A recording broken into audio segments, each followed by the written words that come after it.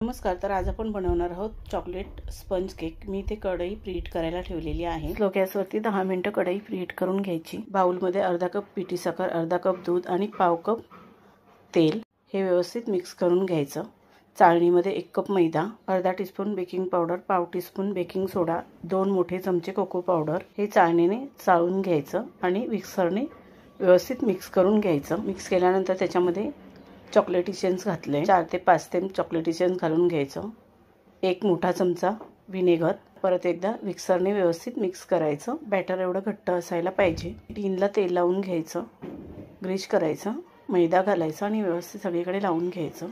टीनमध्ये तयार केलेलं केकचं बॅटर ओतायचं. टूथपिक फिरवायची म्हणजे बबल्स वगैरे असतील तर निघून जातील. कढईमध्ये केक ठेवून द्यायचं, झाकण ठेवायचं. 30 ते 35 मिनिटं बेक करायचं. टूथपिकने किंवा सुरीने चेक करायचं. हा केक स्पंज तयार आहे. धन्यवाद.